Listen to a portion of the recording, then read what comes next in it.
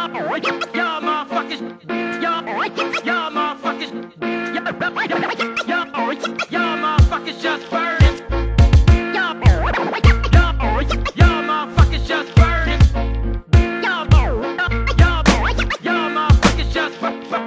E mai rău ca la Zoho când apar târfele, câte două de mână dispar. Sunt un exemplar rar, gata să dispar, dar am să mai țin un an fraierii pe jar clar. Oard în mod bizar, cu bomba în buzunar, cu stilul meu murdar, vă fut în gură iar și iar beat tras. Nu ar deloc treaz, vă las în gură să rămâneți fără glas. Mă arăți cu degetul, de ce tu când tu te dai mare agățat de fusta pizdei tale? Ești mare MC cât pula lui E.T. Păcălești copiii să-ți dea banii pe CD.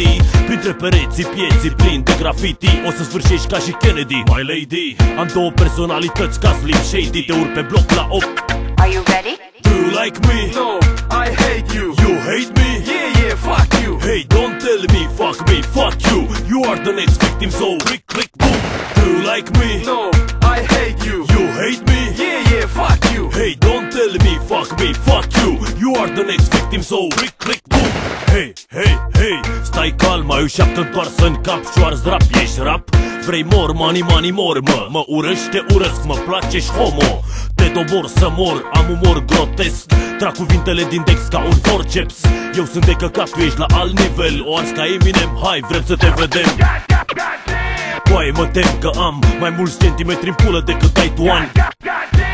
Cum te simți că mă iei mai des în gură decât e pasta de dinți, ho?